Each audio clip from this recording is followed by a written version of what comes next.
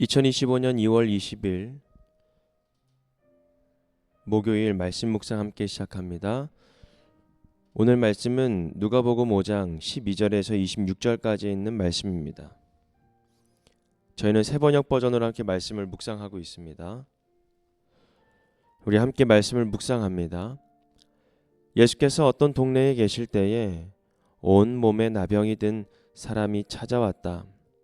그는 예수를 보고 얼굴을 땅에 대고 엎드려 간청하였다. 주님, 하고자 하시면 나를 깨끗하게 해주실 수 있습니다. 예수께서 손을 내밀어서 그에게 대시고 그렇게 해주마, 깨끗하게 되어라 하고 말씀하시니 곧 나병이 그에게서 떠나갔다. 예수께서 그 사람에게 아무에게도 말하지 말라고 명하시고 이렇게 말씀하셨다. 가서 제사장에게 내 몸을 보이고 내가 깨끗하게 된 것에 대하여 모세가 명한 대로 예물을 드려서 사람들에게 증거로 삼아라. 그러나 예수의 소문이 더욱더 퍼지니 큰 무리가 그의 말씀도 듣고 또 자기들의 병도 고치고자 하여 모여들었다. 그러나 예수께서는 외딴 데로 물러가서 기도하셨다. 어느 날 예수께서 가르치시는데 갈릴리 및 유대의 모든 마을과 예루살렘에서 온 바리새파 사람들과 율법 교사들이 둘러앉아 있었다. 주님의 능력이 함께 하심으로 예수께서는 병을 고치셨다. 그런데 사람들이 중풍병에 걸린 사람을 침상에 눕힌 채로 데려와서는 안으로 들여서 예수 앞에 올려 놓으려고 하였다. 그러나 무리 때문에 그를 안으로 들여놓을 길이 없어서 지붕으로 올라가서 기와를 벗겨 그 자리를 뚫고 그 병자를 침상에 누인 채 무리 한가운데로 예수 앞에 달아 내렸다. 예수께서 그들의 믿음을 보시고 말씀하셨다.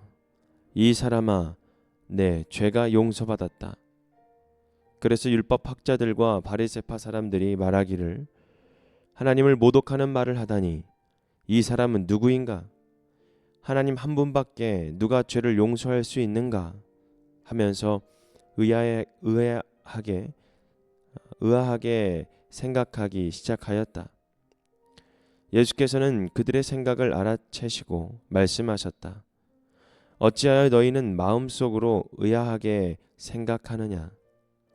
내 죄가 용서받았다 하고 말하는 것과 일어나서 가거라 하고 말하는 것 가운데서 어느 쪽이 더 말하기가 쉬우냐?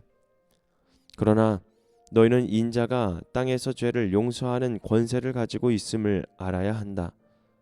그리고 예수께서 중풍병 환자에게 말씀하셨다.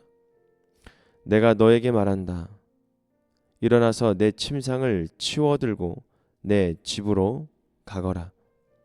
그러자 곧 그는 사람들 앞에서 일어나 자기가 누웠던 침상을 거두어 들고 하나님을 찬양하면서 집으로 갔다. 사람들은 모두 놀라서 하나님을 찬양하였으며 두려움에 차서 말하였다. 우리는 오늘 신기한 일을 보았다. 아멘. 오늘 치유에서 용서로라는 주제로 함께 말씀을 묵상하겠습니다. 예수께서 어떤 동네에 온몸에 나병이 든 사람이 자기 앞으로 엎드려 병을 고쳐달라고 간청을 합니다. 당시의 나병은 만성 피부병으로 정말 많은 고통이 따랐고 또 사회적으로는 고립된 아픔을 안겨주었습니다. 예수께서는 그를 측은히 여기시고 몸에 손을 대십니다. 병을 고쳐주시고 그 공동체와 가족의 품으로 돌려보내십니다. 그리고 나병 환자를 고치셨다라는 그런 소문을 들은 다음에 큰 무리가 모였지만 예수께서는 외딴 곳으로 물러나서 홀로 기도하는 시간을 가지게 됩니다. 능력이 있는 유명한 설교자가 아니라 정말 죄인을 구하러 오신 하나님의 아들이신 예수님. 우리가 병 고침만 바라고 온 사람들은 주님께서 멀리하시고 자신을 염탐하러 온 종교 지도자들 앞에서는 당당하게 자기의 사명을 드러내십니다. 여기에서 우리가 예수 그리스도의 그 선포되었던 말씀과 또 많은 가르침 속에 우리에게 무엇을 깨닫게 하시냐면 예수 그리스도의 말씀을 통해서 우리의 병뿐만 아니라 우리의 마음의 병까지도 주님은 다 알고 계시고 그리고 치료해 주신다라는 것입니다. 그런 다음에 중풍병자를 고치십니다. 갈릴리 및 유대의 모든 마을과 예루살렘에서 온 바리새파 사람들과 율법 교사들이 둘러 앉아 예수님의 그 가르침을 듣습니다. 그러면서 주님의 능력이 함께 하셔서 예수님은 그들의 병을 고치셨습니다. 그런데 중풍병자에 걸린 자가 침상에 계속 누워 있는데 그 누인 그 병자를 함께 고치기 위해 또 예수 그리스도를 만나기 위하여 한 마음이 되어 예수께로 갈 길이 보이지 않자 그 무리들이 옥상에 올라가 지붕에 있는 기와를 뜯고 구멍을 뚫어 그곳에 그 침상과 함께 그를 중풍병자를 내려 보냅니다. 그러면서 예수님 앞에 놓이게 되죠. 그러면서 정말 그들의 믿음을 보시고 예수님께서 그를 고쳐주시는데 내 병이 나았다. 이제 걸어가거라. 라는 말씀이 아니라 갑자기 다른 이야기를 합니다. 이 사람아, 내 죄가 용서받았다. 물론 율법학자들과 바리새파 사람들의 말하기를 하나님을 모독하는 말과 또 하나님 한 분밖에 누가 죄를 용서할 수 있는가라는 그 질문과 반박을 듣게 되지만 예수님은 예수님의 오심과 예수님의 만남을 통해서 우리에게 본질적으로 무엇이 회복되어야 되는가를 우리에게 알려주고 있는 것입니다. 우리는 날마다 주님 앞에 고침받기를 원합니다. 그리고 기도합니다. 고쳐달라고, 해결해달라고, 회복시켜달라고. 그러나 주님은 그것보다 더 먼저 본질에 대하여 이야기하고 있습니다. 즉 예수님을 만남으로써 무엇이 회복되어 가냐면 병이 고쳐지는 것이 아니라 바로 우리들 안에 있는 허물과 죄악들이 해결되는 것입니다. 즉 용서받게 되는 것입니다.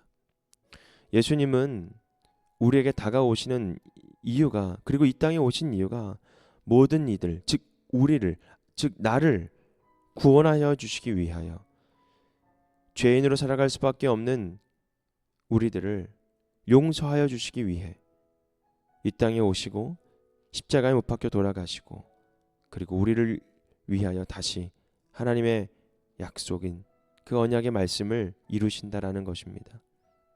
즉 우리는 하나님 앞에 무엇을 해결하고자 즉 병을 낫고자 하는 기도가 아니라 예수 그리스도를 만나는 것이 주 목적이 되고 빛 대신 예수 그리스도를 통해서 어두웠던 우리들의 마음에 그 어두운 부분들이 밝혀지고 그리고 주님 안에서 모든 것들이 회복되는 놀라운 역사가 우리 믿음 생활 안에서 이루어져야 합니다.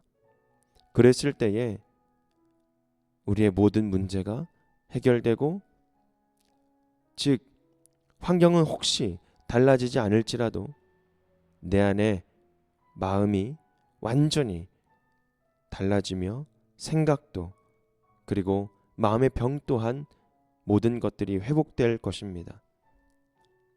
저도 많이 간증을 하지만 손에 장애가 있고 내 손가락이 절단되어 엄지손가락 하나만 남아있는 상황입니다. 그런데 아무리 기도해도 손가락이 나지 않습니다. 아무리 부르짖어도 손가락이 정상으로 돌아오지 않습니다. 현실은 똑같습니다.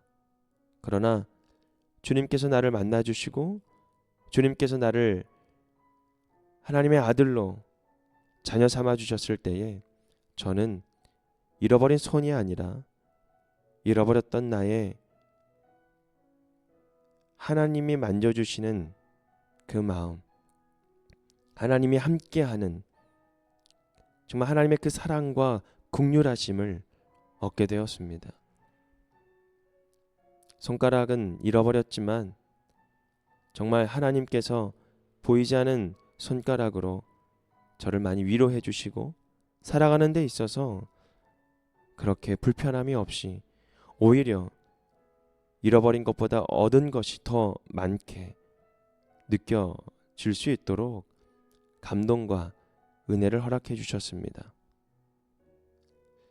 치유에서 주님은 우리를 용서하십니다. 우리 마음속에 바라는 것들이 있다면, 원하는 것들이 있다면 먼저 주님을 만나보십시오. 그리고 주님이 만져주시는 그 따뜻한 사랑을 느껴보십시오. 그리고 무엇보다도 하나님 방법대로, 하나님 뜻대로 해결하시는 하나님의 그 일하심을 보게 될 것입니다. 오늘 하루도 온전히 주님의 은혜가 넘쳐나기를 소망합니다. 이것으로 모든 말씀 묵상 마치겠습니다.